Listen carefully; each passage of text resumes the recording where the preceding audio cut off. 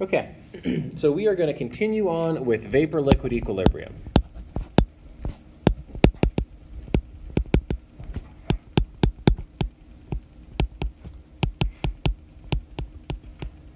And I will almost always say VLE, or in the case of liquid-liquid equilibrium, it would be LLE, and so on. Okay, so as a strategy for solving thermo problems, if you read a description and it said something along the lines of a turbine or a compressor or a cycle, what's going to be your general starting point? So if I said this, we're figuring out the work on a turbine, what's our starting point? Energy balance. Maybe an entropy balance, right? Maybe it could be a little bit of both. Right? So if I say we're doing a vapor-liquid equilibrium problem, what is our starting point?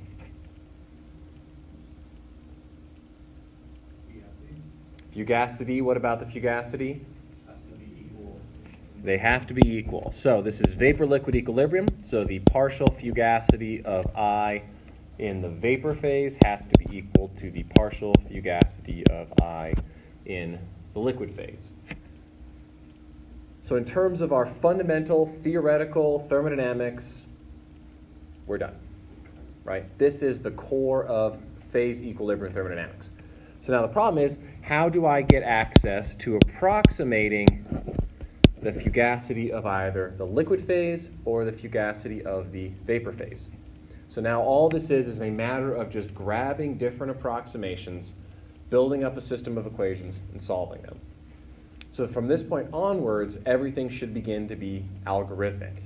The core theoretical aspect of why the fugacity gives us the phase equilibrium has already been worked out, in a totally assumption-free basis. So the only assumptions that we need to introduce and the only strategies that we need to introduce are how do we approximate the fugacity of the vapor and the fugacity of the liquid. So we're going to talk about just a couple of quick methods of doing that, and then we'll go into a little bit more discussion of the phase equilibrium kind of fundamentals. Okay, so first approach, phi-phi method. Now if you recall that the phi, this is the fugacity coefficient, right? It's the fugacity over p. So if phi is equal to 1, that means the fugacity is equal to the system pressure, and that effectively it's an ideal gas. So the fugacity coefficient, just like the compressibility factor, is a really common way to take in all the fugacity data or deviations from ideality. So if you ever look at charts, and if you look at your handout, and especially the one that we have, let's see, we go back here attached, right, these are fugacity coefficients. Oh, that's in white, so you can't see that. Right, so most all the charts are going to be tabulating everything in terms of fugacity coefficients. So that lets us basically know, under these particular temperatures and pressures, is our system ideal or is our system non-ideal? So that's why it's called the phi-phi method. So in this approach here, effectively what we're doing is we're just going to say we're going to use an equation of state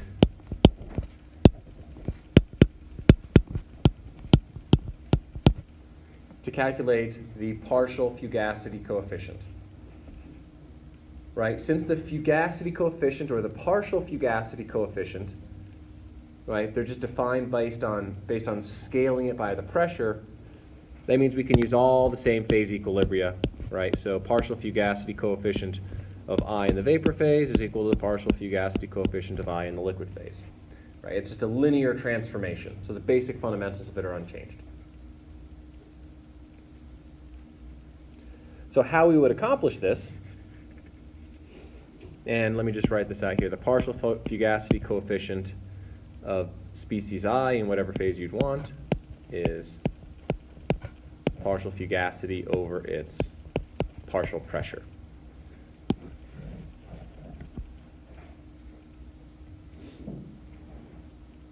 But this is still true for phase equilibrium calculations. So we talked about this already. We haven't really applied the equation, but you will in your homework problem. We can write for a equation of state in this case here, it doesn't matter if it's the liquid or the vapor phase. Right, so the partial fugacity coefficient is like the partial fugacity. It's going to be a function of the temperature and pressure and a function of the composition of the system. Right? If I change the composition, I'm changing how everything is potentially behaving and interacting.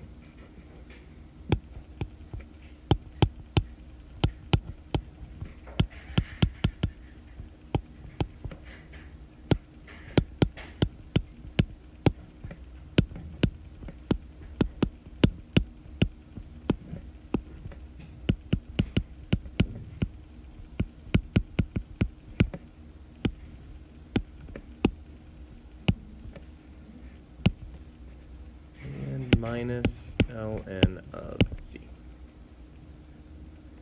So if we have an accurate equation of state, we can just use the equation of state to calculate the partial fugacity coefficients for the conditions that the liquid has and the conditions that the vapor has, and plug it into this expression up here and solve for our phase equilibrium.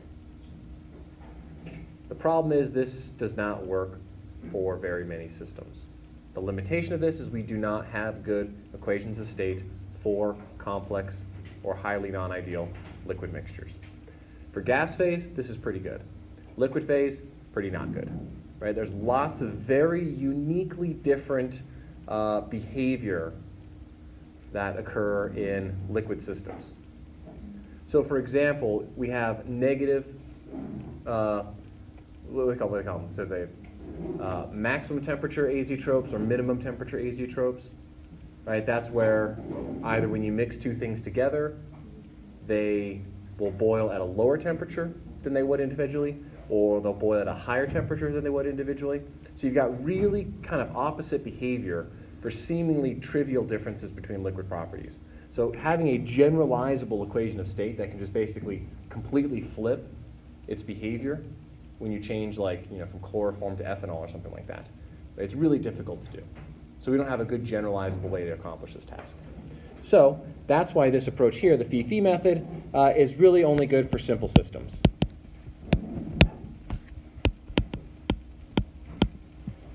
If your liquid phase behaves somewhat ideally, or it's a hydrocarbon mixture where we have equations of state that are well tuned for it, then this can be an approach that could be useful. But for most everything that we're going to see, no, this is not going to be very useful.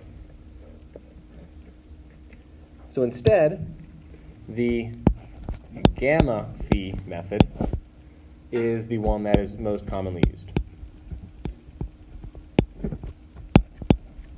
In this case, the vapor phase,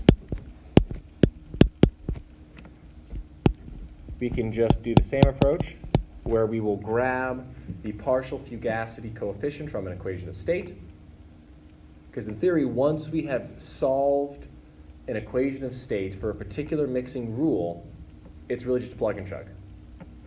Right? So if you go in the book, they will have solved for the partial fugacity coefficient for I think a virial equation of state, which is what you'll be deriving, and then also for like some of the more advanced ones. I don't think they do the van der Waals in the book, but I think they have Pang-Robinson or SRK. And the equation is not very fun to work with, but it's already been solved. So in theory, if you just take the time, plug it into a computer program, then you can recall it at any point in the future. And I think the CD that comes with the book also has that already done. So this, not a pleasant equation, but it can be done. It can be automated, not too difficult. For the liquid phase, we use gamma-phi, which is the activity coefficient.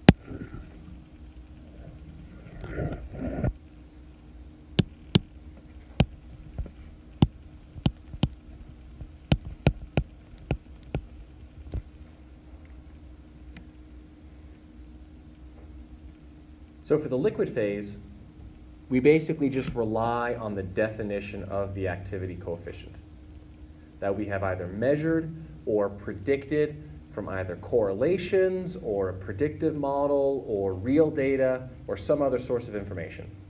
Because liquids behave so complexly, we just have to kind of make measurements and rely on those measurements. And then look for trends in data and so on and so forth.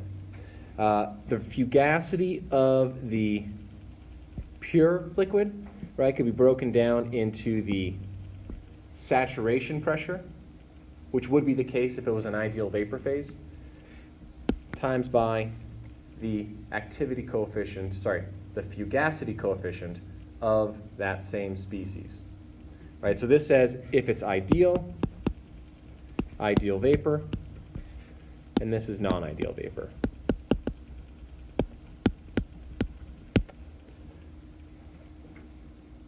Right, so the fugacity of the liquid will compound all of the non-idealities of the vapor, getting to the point of the saturation. No fugacity change as you condense the liquid, and then you have additional non-idealities that grow out of the liquid phase as well. Okay, so what is the point of all of this?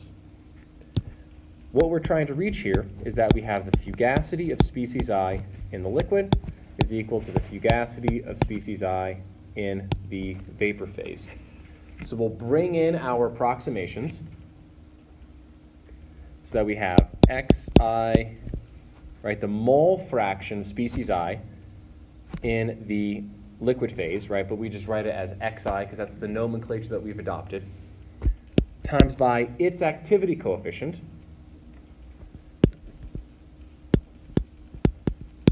times by the saturation pressure, times by the saturated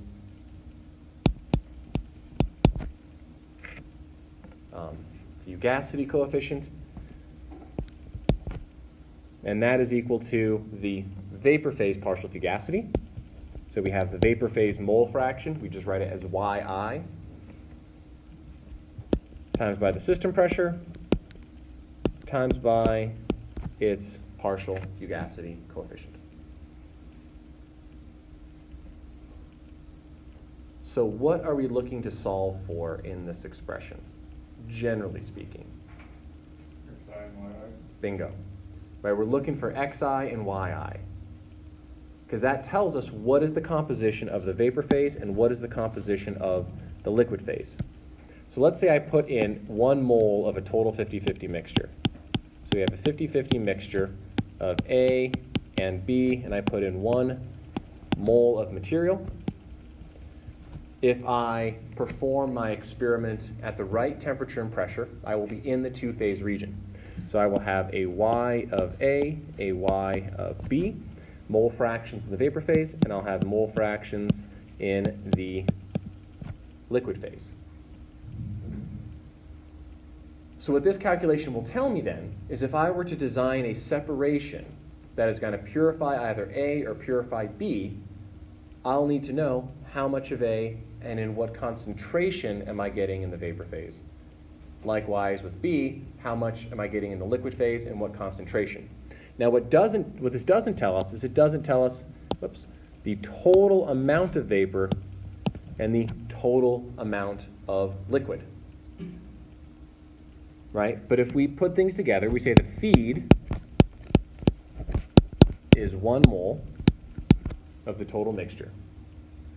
Right? So we're going to do a material balance.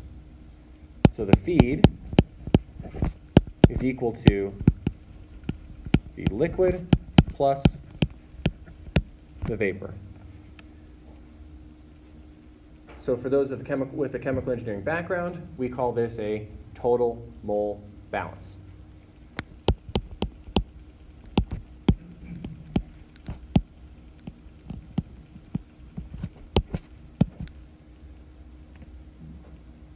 So now if we do another material balance, okay, so for a system of 2 species, we'll see how many of you can remember your second year chemical engineering. How many independent material balances do we have? 2. So we can either choose the total balance, and an A balance, or the total balance and a B balance, or the B balance and the A balance. So this is the total balance here. So if we did an A material balance, right, mass is never gained or lost. So our equation is in equals out, or final equals initial. In this case, it's a mole, so we could have a reaction. There could be a change in number of moles, but there's no reactions, so moles and mass are interchangeable. We have Z of A times by F. Now Z, in this case, is the total composition. So X is for liquids, Y is for vapor, Z is the total mixture composition. That's the nomenclature that's most commonly adopted in chemical engineering. Right, so timesing the total composition by the total feed gives us the total number of moles of A that we've actually put into the system. Now this is going to be equal to the two phases that A can exist in, either the liquid phase or the vapor phase. So for the liquid phase, we can write X of A times by L, the total number of moles of the liquid, plus Y of A times by V, the total number of moles of the vapor. So what this tells us here is this is the total A fed. In this case, it would be 0.5 moles, 0.5 moles of A. This is the A in the liquid phase. And this is the A in the vapor. Now, if we put all of these calculations together, and if we solve for X of I, Y of I, L, and V, right? We solve for the mole fractions of all the species. We solve for the total amount of liquid and the total amount of vapor, right? L is the total number of moles of liquid. V is the total number of moles of liquid. This is a particular type of calculation. What is it called?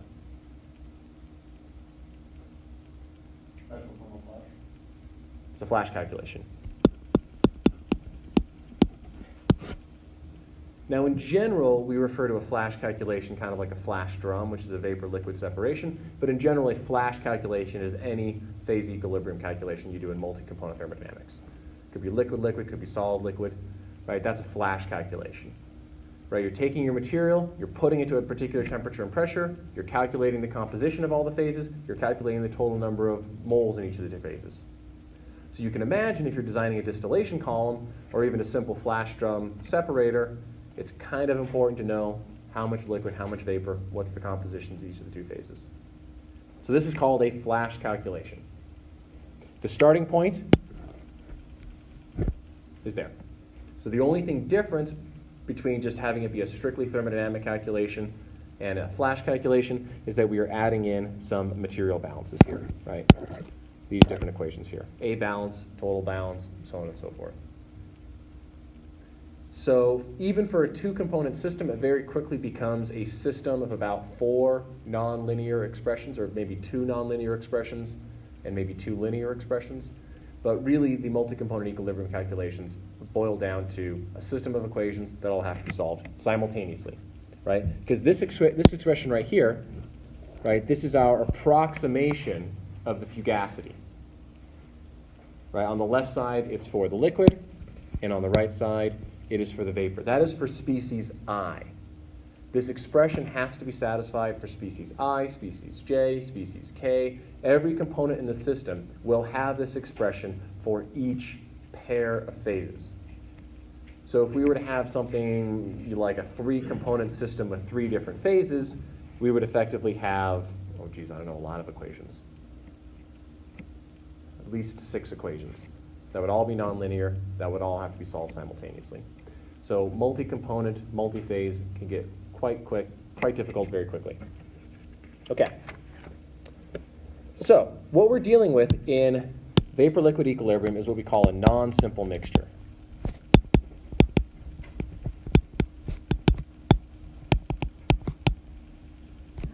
Now to contrast this, a simple mixture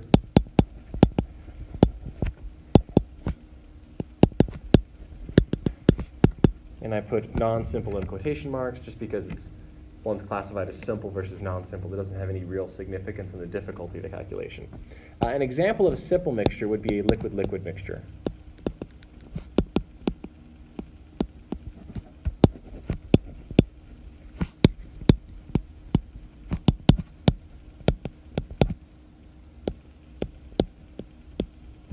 And for the simple mixture, the pure component phase is equal to the same phase in the mixture.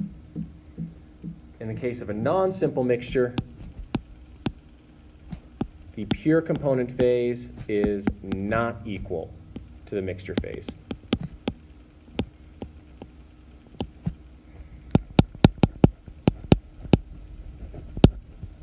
So, what is an example of a non-simple mixture?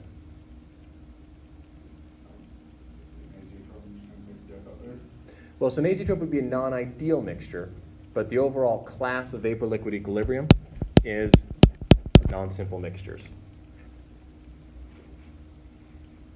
What's another example of a non-simple mixture, where the pure component is one phase, but when you add it to a mixture, it is in a different phase? Solid-liquid equilibrium is definitely non-simple, right? Because you have to predict the properties of a solid as if it were a liquid. What's another example? Solid vapor equilibrium? Yes, same, yep, solid vapor. And the last combination is? Liquid equilibrium? That would be a non-ideal, non-simple mixture. I'll lump that in with VLE just for the simplicity's sake. Gas-liquid equilibrium. Right, so for example, O2 in water, right? Because you have, so the tricky thing about a gas-liquid equilibrium system, or gas solubility, is the characteristic of a supercritical fluid is that it can't be a liquid, right? If it's supercritical, no matter how much you pressurize it, you're never ever going to get it condensed to a liquid phase. But yet, there's oxygen dissolved in water, which means basically all aquatic life can survive. So this is very characteristically a non-simple mixture. So the problem is thermo doesn't really have a good way to handle these problems. So effectively what we're doing to solve all of these non-simple mixtures is we're going to start off with our fundamental theoretical basis. And then we're going to use heuristics. Right? Empirical strategies that have been shown to work well in the past. So still, the holy grail of thermodynamics is an accurate equation of state that can describe all material properties very accurately for any type of mixture, for any temperature and pressure combination. But we don't live in that world. Now, one of the hopes of sort of what modern thermo research falls into is in molecular simulations. Okay.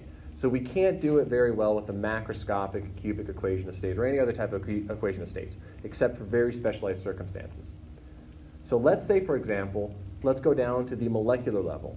And I'm going to say how a particular molecule behaves. Then I'm going to simulate thousands or millions of those molecules in a box and try and predict their properties. So this is a way to get around the fact that we don't have a good, universal, all-encompassing modeling approach. And so a lot of time and effort is into how do we improve the speed, the accuracy, the size of molecular simulations. And the connection between molecular scale and macro scale is statistical mechanics, which is what we'll be talking about in the second half. So let's go through a quick demonstration of why vapor-liquid equilibrium is a non-simple mixture. So we'll go all the way back to the chart here. And we'll just take a particular example here of the TXY of benzene and toluene. So the TXY diagram is actually the harder of the two to calculate, but I think it's the easier of the two to conceptually think about. Because very often we manipulate the temperature of liquids in our daily lives. Very infrequently do we manipulate the pressures of liquids in our daily lives. Right? We don't boil water to cook pasta by lowering the pressure of it. Right? We typically heat it up. I saw a video where they tried maybe putting it in the vacuum and they didn't actually cook it. Yeah, it'd be the same thing as just putting it in at room temperature, except you're slowly taking the water away. because the properties of the liquid would be completely, more or less unchanged as a function of pressure. Technically, yes, they would be changed, but no, not really. So let's just say at 80 degrees here, right? Now, what is, by looking at this chart here, what is the boiling temperature of benzene?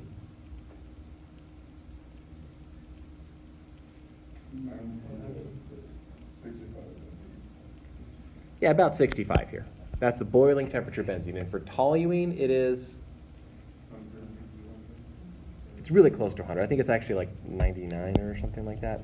So those are our pure species properties.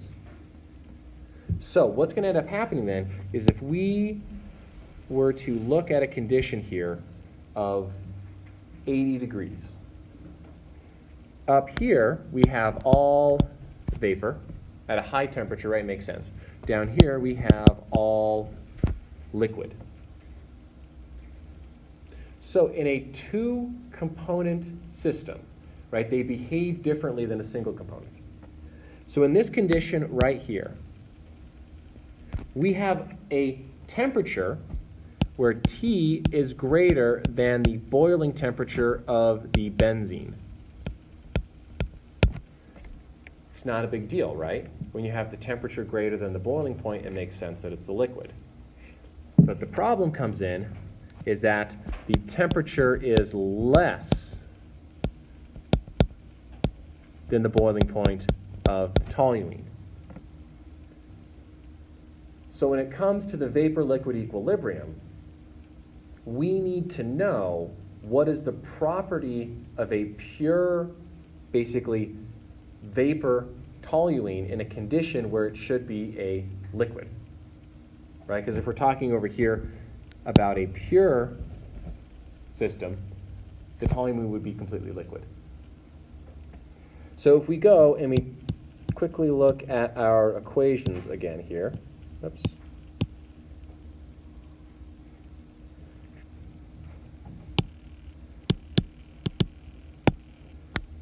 This term relies basically on having the fugacity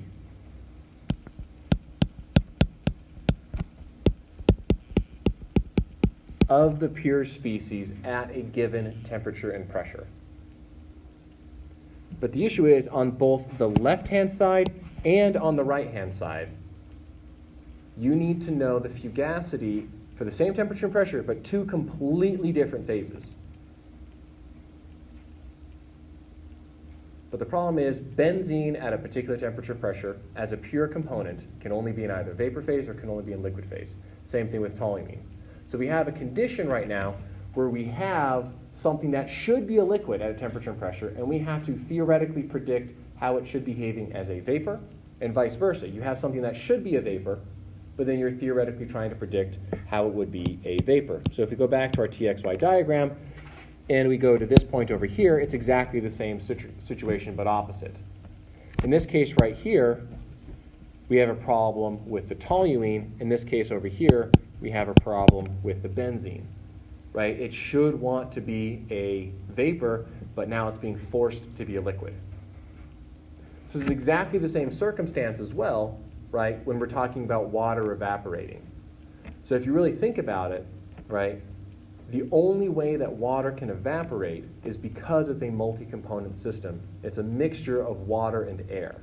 If there was not the air present, the water would never, ever be in the vapor phase except if it was above its boiling point, which is 100. So the only reason why water can evaporate is because there is some tendency of that gas to take in that water, and it makes it a multi-component system. So even the most basic of daily life processes depend on this kind of funny behavior for a multi-component system. But if you really sit down and think about it, it is kind of weird that, like, you know, when you really think about the theory of why water evaporates, you know, unless you really know about the fugacities and all this strange behavior, it can be kind of a little confusing. So what do we do for non-simple mixtures? Well, I gave it away. Basically, we just kind of have heuristics, rules, and strategies that we employ. So in the case of effectively, if we want to, we have two schemes. Sorry. So situation A is that it's actually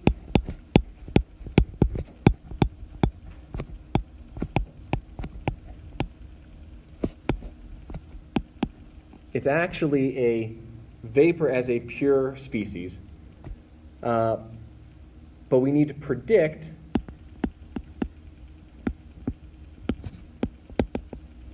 how it would behave if it was a hypothetical liquid.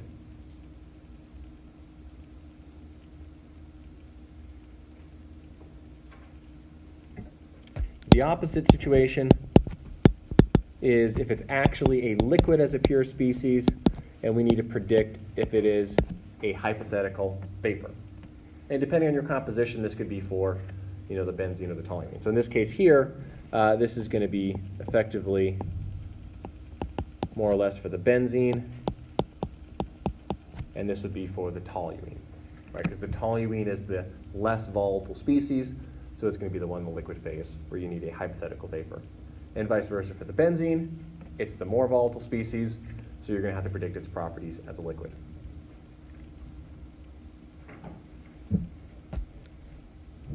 Okay, so for situation A, the strategy that we employ is that if the pressure is reasonably low,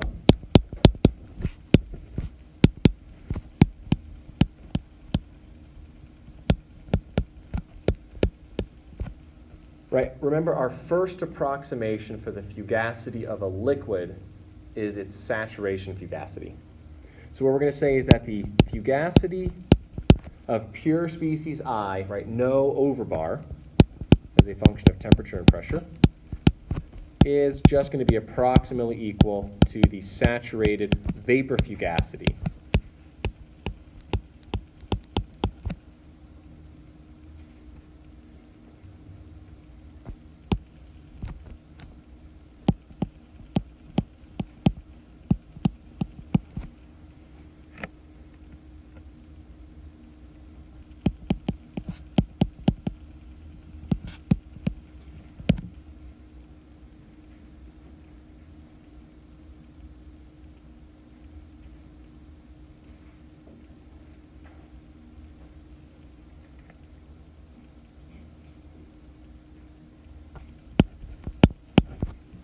For situation B, we need to predict the properties of a vapor, even though it's going to be a liquid.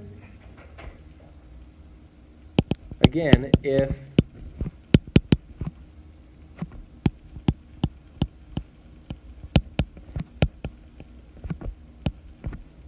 the pressure is reasonably low, then we can say that the fugacity of species I in the vapor, right, as a pure component, no overbar, is just going to be equal to the system pressure. And this is effectively an ideal calculation.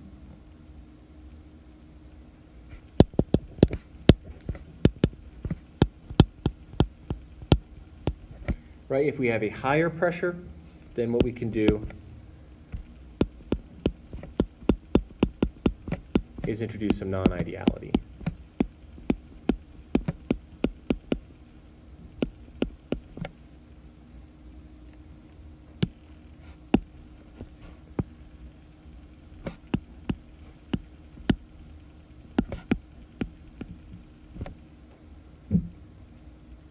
So the problem is that we would need to know what the fugacity coefficient of species I is at a temperature and pressure where it would typically be a liquid.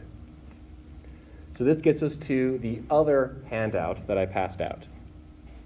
So if we go back to the slides there, on the left-hand side, you'll see this is from chapter 7.4. Right? This is the chapter where we talked about single component phase equilibrium, basically vapor-liquid equilibrium for a single component. Saturation pressure, all that stuff. On this chart, we have a critical point, which is right there. You'll notice that is at a reduced pressure of 1, right? Recall the reduced pressure is just the pressure divided by the critical pressure. And if you look closely on your charts, you'll see that these lines correspond to reduced temperatures. At a reduced temperature of 1, that's where the temperature is equal to the critical temperature. And you see that they intersect at a temperature, a critical temperature, and the critical pressure, or reduced pressure and temperature equal to 1. That's the critical point. So anything below the reduced pressure or below the reduced temperature, we're going to have a liquid-vapor equilibrium transition point. That is this saturation line. So what this curve basically is it collects data from a bunch of different components. And it says all of them are going to behave the same at the critical point. So at the critical point, the compressibility factor is 0.27, meaning that it's 27% of the ideal gas properties, basically, at the critical point. And then it says from all other temperatures and pressures, as a function of their distance from the critical point, they're all going to behave the same. So it's saying that the saturation curve for everything behaves the same. What's its pressure at a given temperature, it's all going to behave the same. Right? This is exactly the same approach that using the critical point to calculate the A and B parameters of the van der Waals equation. Right? That's the law of corresponding states as well. So every van der Waals fluid behaves exactly the same. Every Peng-Robinson fluid behaves exactly the same. The only difference is what is their critical point and how far are you away from it. So that's what this chart here basically says. So instead of using an equation of state to calculate, what is the pressure of a tank under these conditions with this material, right, we could just use a simple chart. Charts are easy, they're really quick, but they're not quite as accurate. Now the other one is rotated, but we won't spend too much time on that. The only thing I want to highlight, draw to your attention here, is that you'll notice on this one here, we have a saturation line, which basically tells us the condition at which materials will tend to condense to the liquid phase as a function of their reduced temperature and reduced pressure. On this one over here, it is exactly the same diagram, but there is no saturation curve. So all that they have done is taken the lines on the left curve, right, and just extrapolated them as if they were crossing that saturation line and didn't actually condense. This is totally a made-up strategy, but it seems to predict real behavior reasonably well. So if you need to incorporate non-ideality and you don't have an accurate equation of state, you can rely on empirical strategies like this, right, where this should have probably crossed over some sort of a saturation line, but instead they ignored that line, and they just said, you know what, whatever, we're not going to condense it, we're just going to pretend that this is some sort of hypothetical magic fluid, right?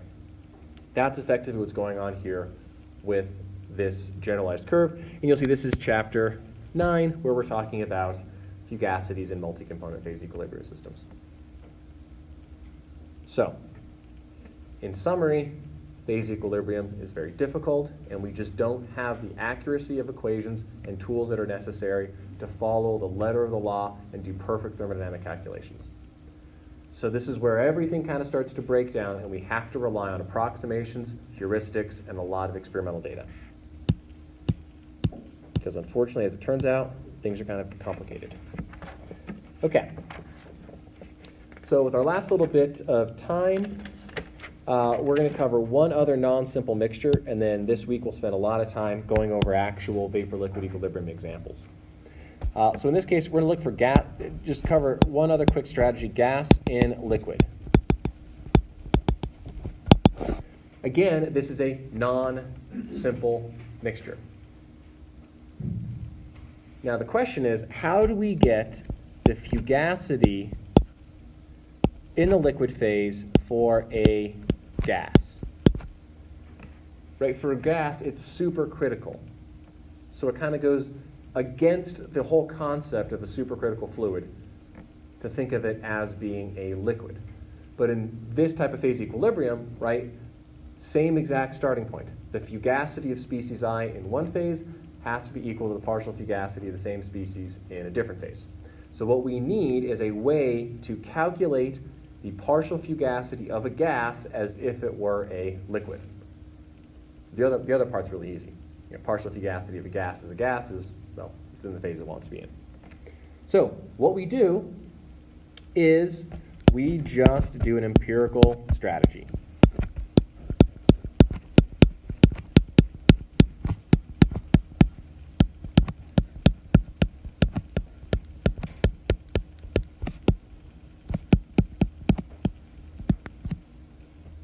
This H is called the what? If anyone remembers, Henry's constant.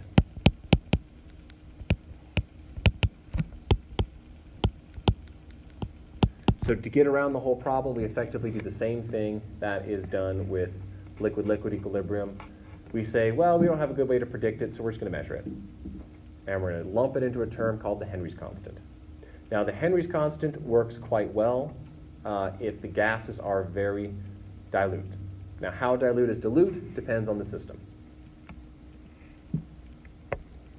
If you are not dilute, so this is for a dilute system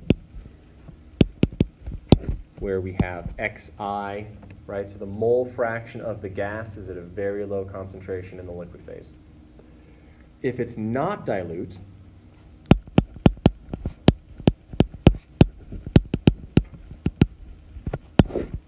we introduce another empirical fitted parameter.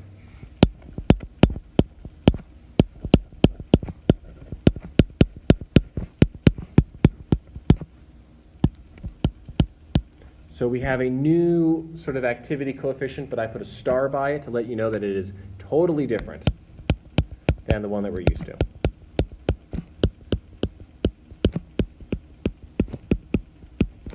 The normal activity coefficient, right, is based on the excess Gibbs free energy, right, which tells us what is the deviation of the real fluid property from ideal mixing characteristics. Now, this activity coefficient with the star is deviation from Henry's law. So it's effectively a totally different made-up definition. So the best way to think about it is it's just sort of a correction or a fudge factor to make things work. So if we were to plot up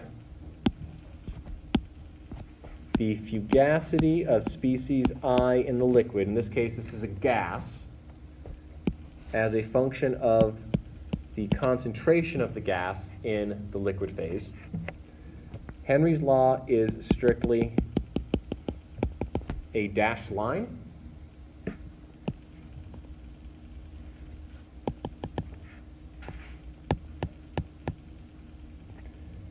Now, if you extrapolated Henry's law all the way out to a pure component, this is effectively the fugacity of the gas as if it were a liquid. So this straight line is Henry's law.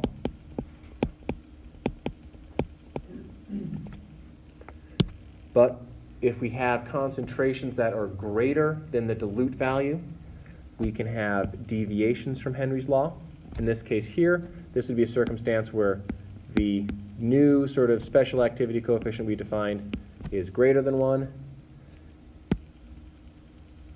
or less than 1. So this gamma star is not related to the excess Gibbs of mixing like the standard activity coefficient is. This is just strictly a correction factor. But what it highlights is that we don't have a good way to predict these things, right? So it's not necessarily a shortcoming of thermodynamics, but it's a complexity of the real world that we really can't handle. So there are limitations to what classical thermo can tell us. But what I want to emphasize, though, is that this is no different than what we've been dealing with from day one. We cannot use classical thermodynamics to predict heat capacity, for example. So every calculation that we have ever done in class has relied on experimental data, whether that's steam tables to give us enthalpy values, or whether it's C sub P values, or whatever the case is, right? Everything that we have done has relied on having access to accurate experimental data. So this is no different. It's just like turned up to 11 a little bit, Right? We really don't have good data here. So the goal with thermo and classical thermo is I always like to stress it's sort of the system that we're teaching. This cannot give you the answers, right? But if you follow the approach of sort of classical thermo, it tells us what is the minimum amount of information that we need to fully predict how a system would behave under a number of different conditions. Right? And unless we get to multi-component, multi-phase equilibrium, it's really not that hard to do. We don't need that much data. We need ideal gas heat capacity, critical point, and an equation of state that's reasonably well tuned. And we can handle a lot of problems that way. But when it comes to really large molecules, really complex interactions, multi-component phase equilibrium, that's where things start to get really, really tricky. So for example, phase changes in crystal structure. No way could we ever hope to use classical thermo to handle that kind of question. And this is really where we need to start to sort of bring in molecular properties, molecular characteristics, and start from the ground up. And that's really where almost everyone is working in nowadays. I mean, there's still a lot of work that's being done on tuning equations of state, because if you get a good, accurate one, you can solve all problems with it. But a lot of the modern physical chemistry type work is all done in molecular simulations, computer simulations, or really fundamental sort of investigations using X-rays and neutrons and things like that. So, unfortunately, we can't use this to solve all the problems, but now we know exactly what is the minimum amount of information that we need to actively start to solve things. So in the case of vapor-liquid equilibrium, what we're mostly going to focus on, and I'll start to kind of hack things off here, is in general we are going to assume a fairly ideal vapor phase. Otherwise, the math just gets pretty tedious. But just know that there are strategies to handle this, but you just got to throw in an extra equation of state or some other additional correlation. But things seem to be more difficult. So in reality, what we need to do vapor-liquid equilibrium is saturation pressure, and that's most generally communicated to students in the form of Anton's equation, and an activity coefficient model. And for the homework, we're going to use, I think it's the Wilson model, most commonly.